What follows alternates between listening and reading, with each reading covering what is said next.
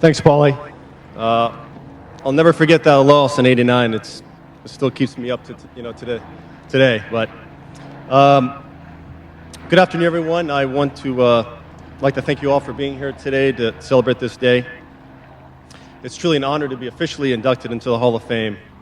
I'd also like to congratulate my fellow inductees as well. We're taking a timeless place in the history of the tennis, which is really special.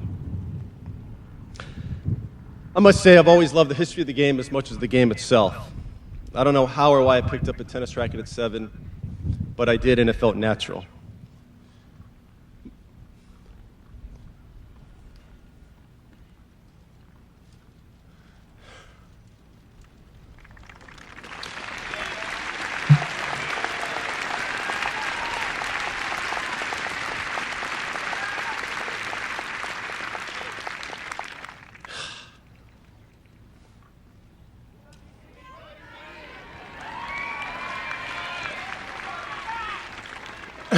My dad.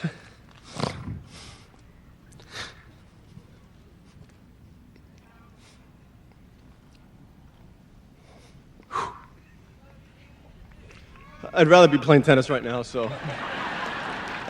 But my dad, he recognized my talent, and he got me into lessons. And that's where my love affair with the sport began. I remember as a kid hitting balls in our basement. I used to hit at the local park, and as I got older, I saw old tapes of Rod Laver and Ken Rosewall. Now, at the time, I was just fascinated by these guys and how they play their attacking games. But it wouldn't be until later that I would truly appreciate what it takes to be a great champion. Things like the importance of humility and class, sportsmanship and dignity. And fortunately, thanks.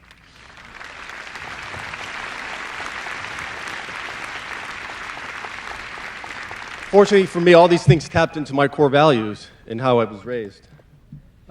Therefore, I embraced the tradition of the game from the start. In fact, there were times I would think I'm kind of a 50s player living in the 90s, and as a result, I felt a bit misunderstood by some, but by many, I felt embraced and loved.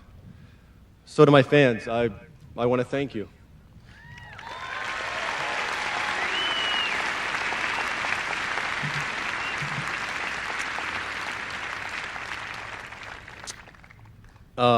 Your support and mutual respect we have for this great game has always meant a lot to me. Ooh, okay.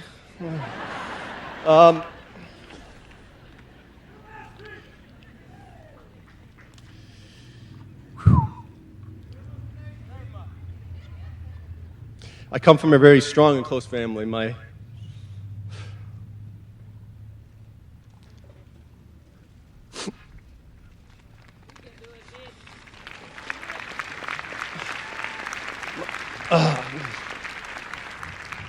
My parents, Sam and Georgia,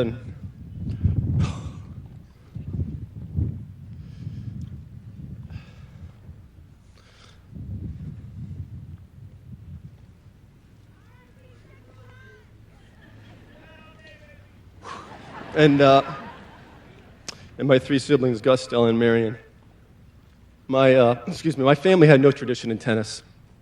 Yet from the get-go, my dad gave me every opportunity to play. He did everything in his power to enable me to really play this game of mine. I remember as a kid, my dad taking Stella and I to junior tournaments.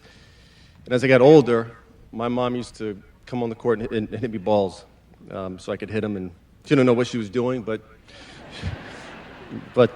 she was great. So they're both involved in my junior game, but they never meddled when it came time for coaches or strategy or strokes. They were more concerned about me playing well and winning, than winning. For example, when I was 14, I had a 2-handed backhand. I switched to a 1-handed backhand. And they encouraged this process. Most people thought I was actually crazy for doing it, and I had moments where I thought maybe it was the wrong thing to do. But it was this big picture thinking like this that would go on to really define my career. So my dad, he was the provider, my mom the nurturer. Having said that, there's a toughness on my mom's score that few have seen.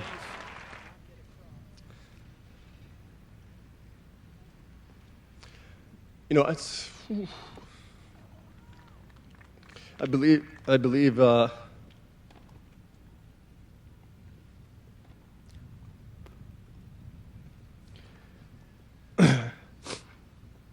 that's where I got my determination and my competitiveness and my drive from my mom.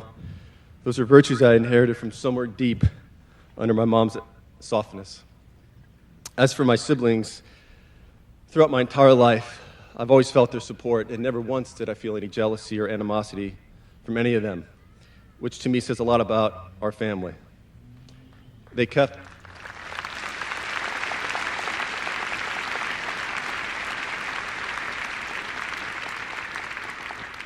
my life balanced. They kept my life real. And now that we all share a newfound role as parents, we continue to grow and grow closer and closer. And I admire them with a lot of respect. So to Gus, Stella, and Marion, and to my parents, thank you for supporting me, and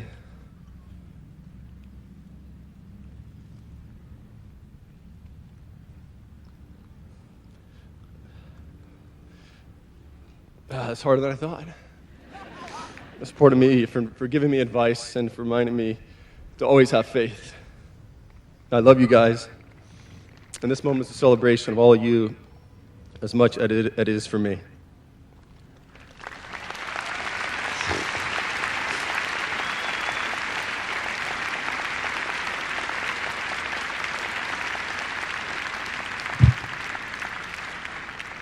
I won my first U.S. Open at 19, and the truth is I wasn't ready for all that came with it. For the better part of 2 years, it went by, in kind of a fog. And the man who helped me through this time was my coach, Tim Gullickson.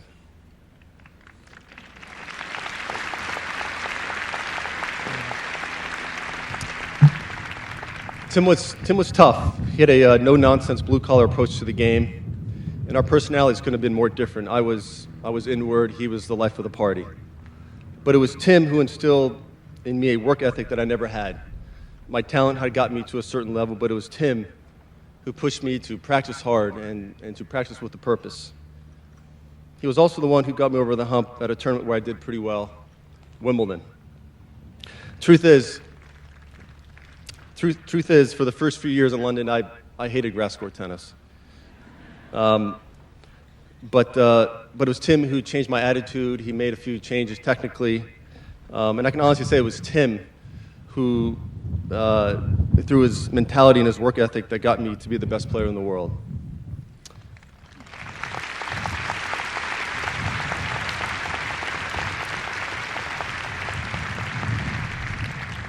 Our highly productive and wonderful relationship was cut drastically short when Tim was diagnosed with cancer, and in early '95 he was no longer able to travel with me.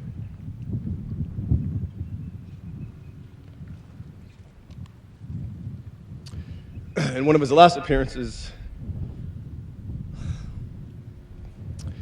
he attended a Davis Cup tie in Las Vegas.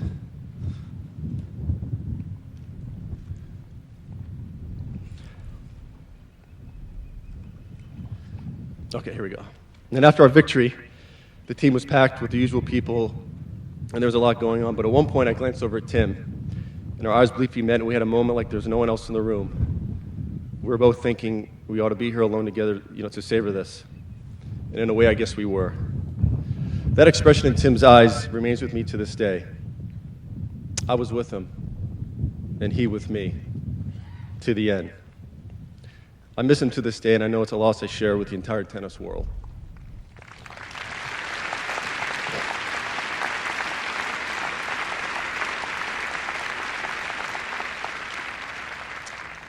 During the time when Tim was no longer able to travel with me, Paul Annacone quietly became the key silent partner in our team. And after Tim passed, Paul became my coach. Even though he beat me in '89, I still hired him. It was clear to me that Paul knew what I was all about. In fact, Paul would get to know me better than anyone else as a tennis player. We had a very unique relationship, one that I think is very rare to find. Paul, he knew how to really keep things simple, and how to downplay things rather than ramp up an occasion. We really clicked that way. Yet he still quietly pushed me to play a certain way, pushed me to to attack and to chip and charge and impose my will on my opponents. And Paul wasn't a big rah-rah guy. He didn't say a whole lot, but the things he said I took to heart. I won a lot of majors with Paul. I won a lot of tournaments with Paul.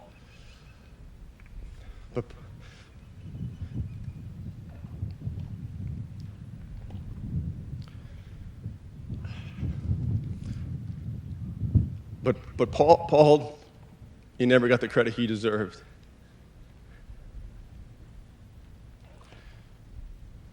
He wasn't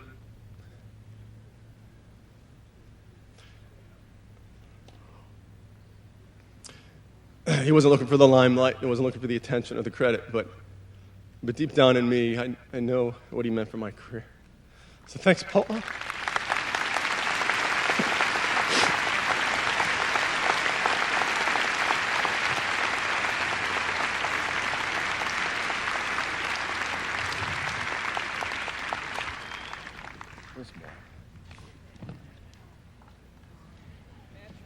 Yeah.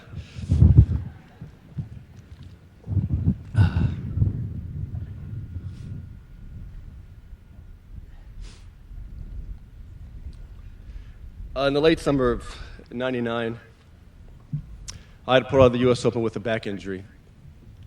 It was the best injury of my life because that's where I met my wife, Bridget.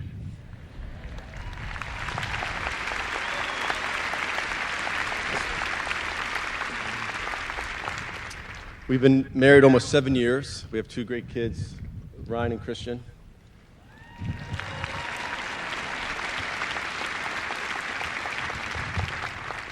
When I met Bridget was involved in a very successful acting career, but she put everything aside to travel with me and support me.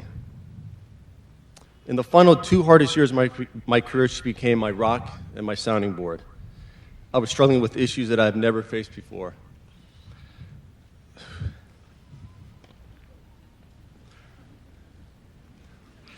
But through it all, Bridget kept me together with her empathy and compassion, her selflessness and light. She had to live with me at a time when it couldn't have been fun. Yet her unwavering loyalty and faith in me kept me strong at a time when I was losing faith in myself. In fact, I remember a conversation we had one night. I just lost in the second round of Wimbledon. It was the lowest point of my career, and I was thinking about retiring, and maybe it was time for me to move on. But she said these words that I'll never forget, and she said, "I will support you in whatever you decide to do, but promise me one thing, that when you do go out, it will be on your terms."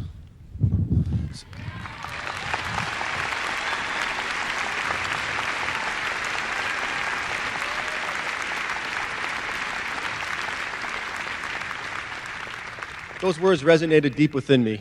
They stayed with me. They became this new fuel that I needed to hear to win my record 14th major in 2002. It was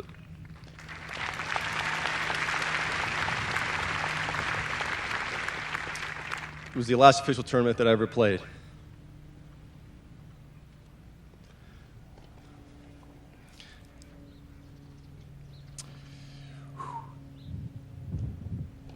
I remember after winning the match, and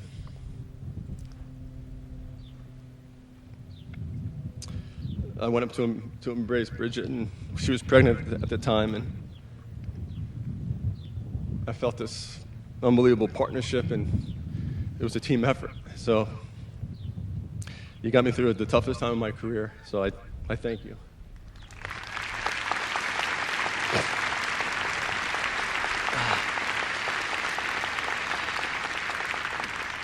But Bridget and I, we've been through a lot together in a short amount of time, and I'm constantly reminded why I married Bridget. She is committed and loyal. She's an amazing mother, and beyond that, she loves me in a way that I've never known. And then through that, she's opened me up in ways I never thought possible. I'm more comfortable and happier that she is by my side, and I laugh a lot more, but not today. She's my rock, and I hope that I'm hers. I just want to say thank you for everything that I love you.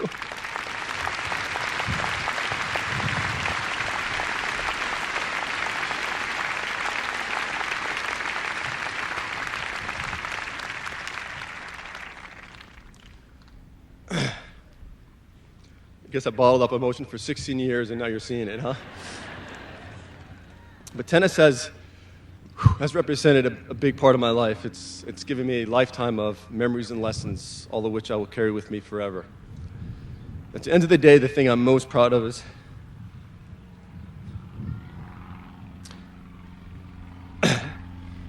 I never strayed from my core values.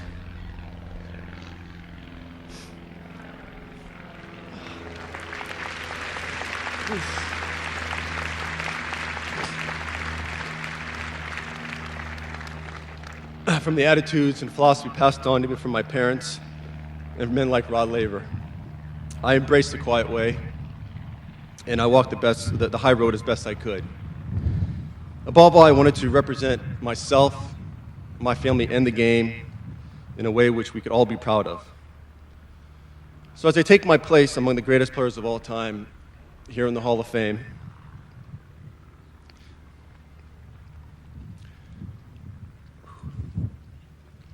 I stand before you both humbled and grateful.